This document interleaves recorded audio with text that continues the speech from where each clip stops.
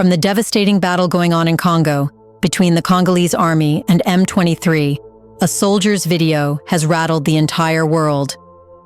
This video was captured by the soldier himself, who was hiding in the forest after he fought with bravery in resisting the M23 fighters. In doing so, he was shot in the arm and got separated from his unit. He knew he didn't have enough time because he would soon die due to bleeding or would be captured by the M23. If he is captured, he will be tortured and killed to send a message to the Congolese army. However, not caring about himself, this soldier was thinking about his family. Because he was recording this last video message for his friend, as he could not say the heartbreaking things to his family, what he said brought tears to millions. But what did he say? In this video, let's know about the disastrous impact of the battle on the Congolese soldiers and the stories no one is telling. Let's get started.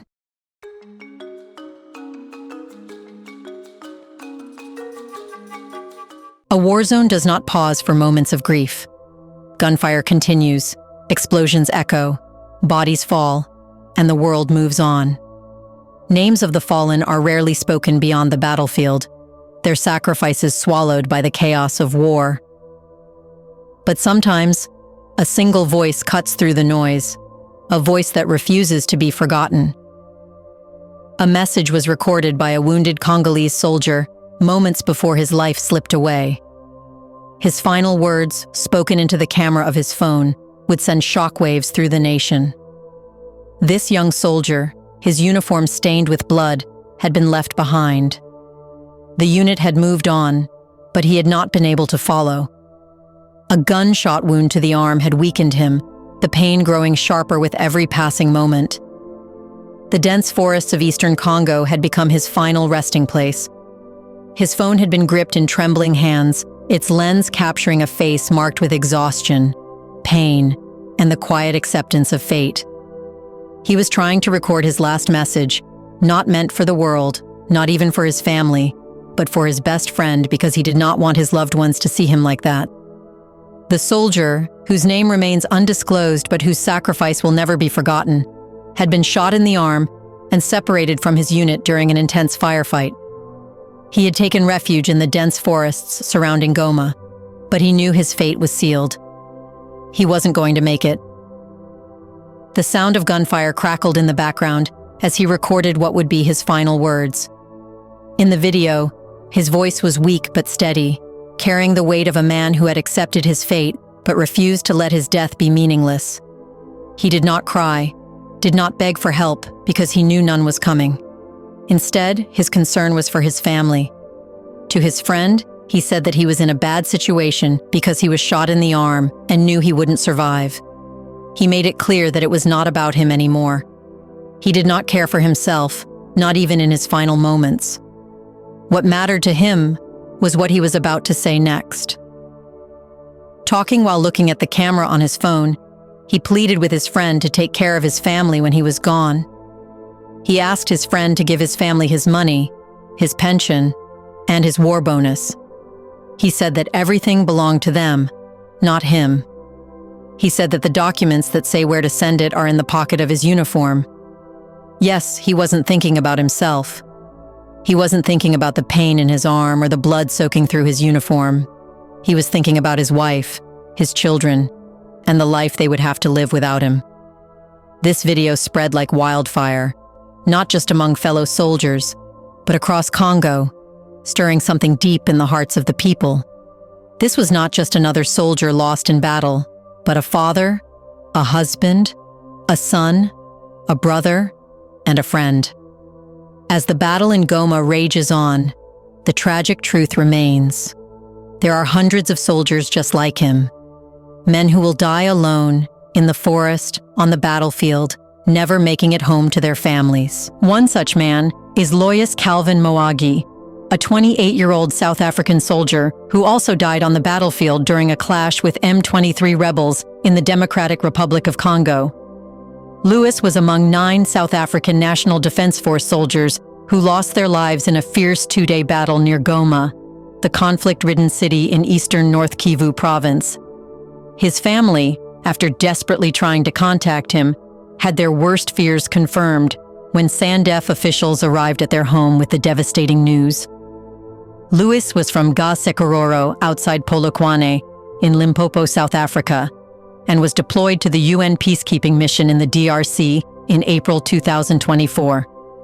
Despite knowing the dangers, he reassured his loved ones of his safety. In his final WhatsApp messages, he spoke of the instability in the region, but remained resolute in his duty, writing, "On. I will soldier on."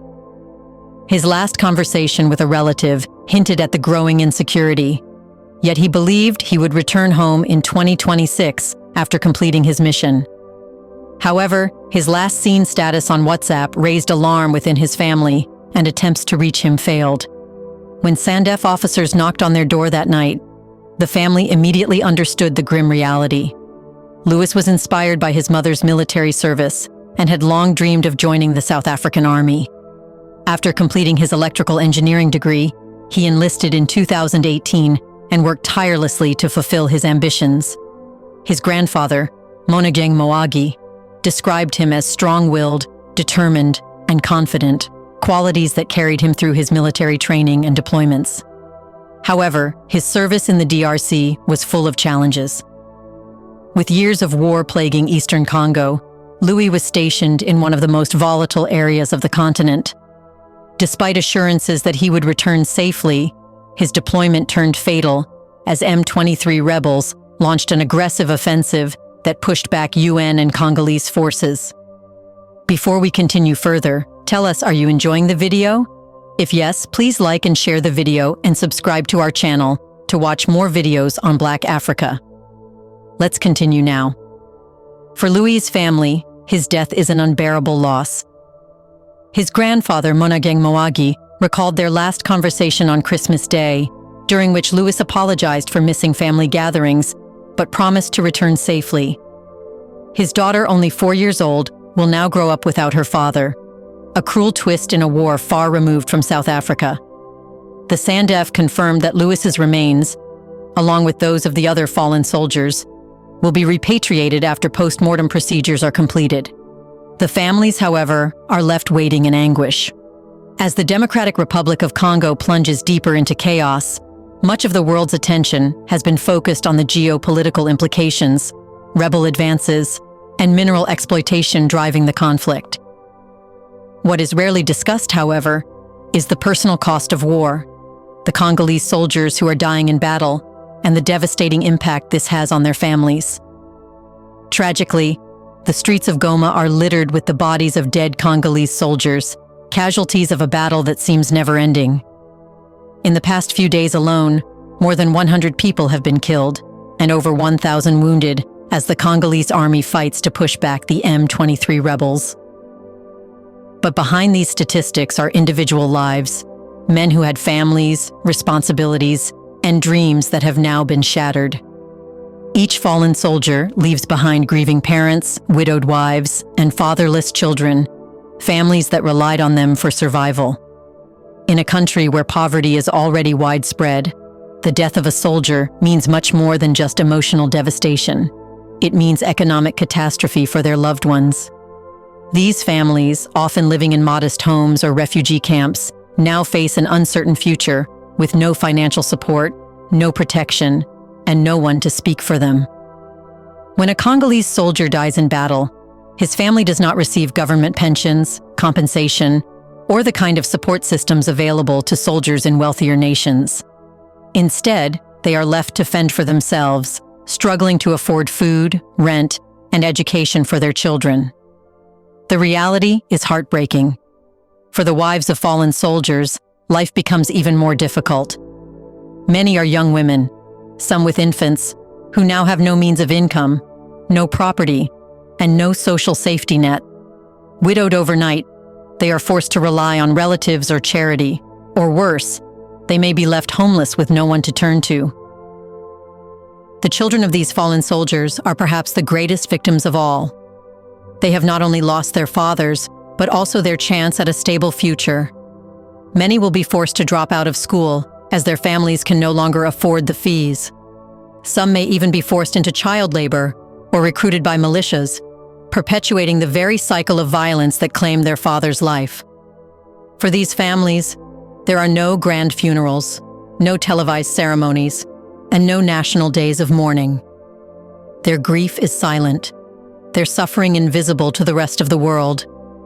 The war machine moves on, but they are left behind, carrying the burden of loss alone.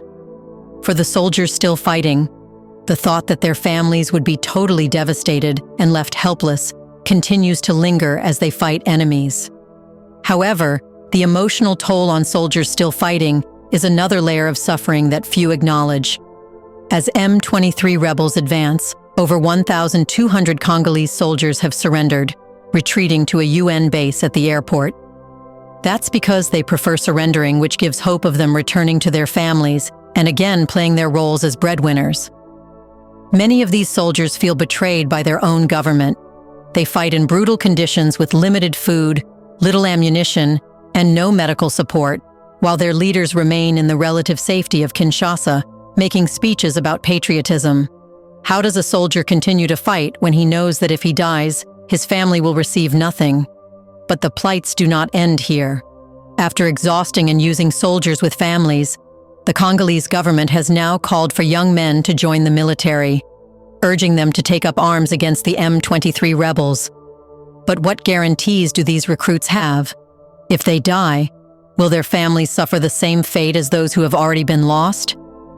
What makes this tragedy even more unbearable is that these soldiers are dying to protect a country whose wealth has already been sold off to foreign interests.